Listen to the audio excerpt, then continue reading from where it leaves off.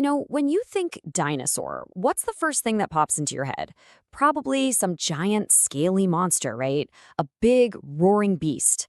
Well, what if I told you that whole picture we grew up with is kind of wrong? New fossils are completely rewriting the story, and some of the things we're finding out are absolutely wild. So let's get into it. And that's really the big question, isn't it? That classic image of the slow, lumbering giant. It's being replaced by something so much weirder, way more complex, and honestly, a lot more interesting. Today, we're going to challenge those old ideas and uncover what these incredible animals really were. So here's our game plan. We're going to look at 4 incredible revelations. First up, a feather revolution that gave us a dinosaur with 4 wings. Yeah, you heard that right. Then we'll look at an ancient instinct that connects them directly to the birds you see today. We're also going to uncover a hidden arsenal of chemical and sensory weapons. And finally, we'll see how a simple bite was turned into a high-tech killing tool. All right, first up, feathers. Now, we've known for a while that many dinosaurs had them, but not like this.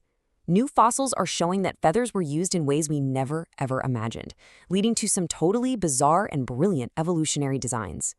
Okay, so meet the Microraptor. This thing just completely breaks the mold. Its feathers weren't just for keeping warm. They were perfectly aerodynamic, built for flight. And here is where it gets crazy. It had flight feathers not just on its arms, but on its legs too. It was a true 4-winged dinosaur. Now, it wasn't flapping hard like a bird. It was an expert glider, using its hind legs to steer through the forest like a living kite. I mean, just think about the incredible edge this gave the Microraptor.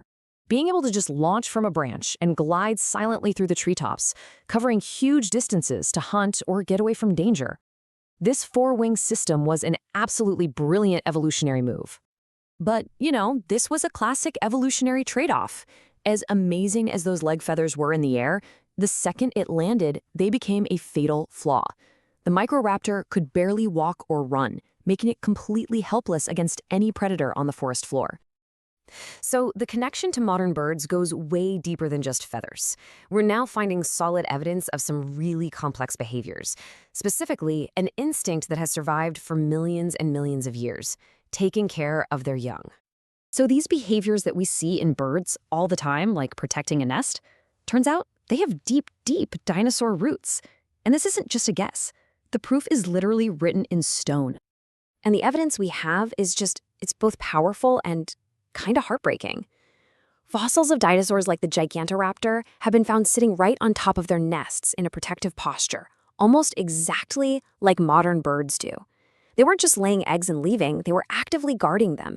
In some incredible cases, these parents were buried by sudden sandstorms, dying in the very act of shielding their unhatched young. Okay, so from nurturing parents, we're going to make a hard turn to deadly predators. But I want you to forget about just teeth and claws for a minute. We're now entering a world of biological warfare, where some dinosaurs had some pretty terrifying secret weapons. This question just opens up a whole new way of looking at dinosaur hunting. What if brute force wasn't the only tool they had? What if some of them were much more subtle, more insidious hunters? Now, the idea of a venomous dinosaur, that sounds like something straight out of a sci-fi movie, right? But the fossil evidence is starting to point in exactly that direction. We're talking about the evolution of a biological weapon, a tactic that would have made certain dinosaurs far more deadly than we ever gave them credit for.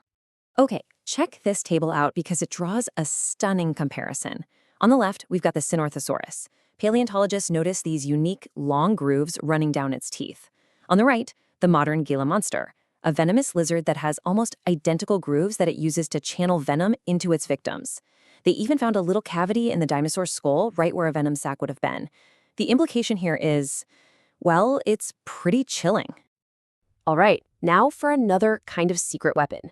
Take a look at this number, 1,500. This is the estimated number of tiny holes found in the snout of a Spinosaurus, and every single one of them played a crucial role in its very unique hunting strategy. So how'd it work? Well, Spinosaurus was a semi-aquatic predator, and those 1,500 holes in its snout likely held pressure sensors, just like a modern crocodile. This gave it an unbelievable advantage. It could just rest its snout in the murky water, and those sensors would pick up the tiniest movement from a fish swimming by. It didn't need to see its prey. It could feel them, allowing it to strike with absolute deadly precision. For our final section, we're going back to basics, the bite. But of course, by now, you know that nothing was simple in this world. Different predators evolved these incredibly specialized techniques, turning their jaws into weapons that were tailor-made for specific prey. Right here, we see two completely different game plans for the same goal. On one side, you've got Microraptor. Its skull was short and wide, and it was built for one thing: immense crushing force. This was a bite-and-hold predator. It clamped down, and it did not let go. On the other side, you've got Mophosaurus, whose teeth were like blades. It didn't hold on. It delivered quick, deep slashes, literally slicing off huge chunks of flesh from prey that was much, much larger than itself. So, what does this all tell us? The world of the dinosaurs wasn't just a simple battle of brawn. It was a complex biological arms race where things like venom, advanced senses, and specialized tactics were every bit as critical as sheer size and strength. And that leaves us with one last really tantalizing question. If we've learned all of this in just the last few decades, what other incredible secrets are still locked away in stone, just waiting to be discovered? The age of dinosaurs may be over, but the age of discovery is really just getting started. Hey, if you enjoyed this journey, don't forget to like and subscribe for more explainers. Thanks for watching.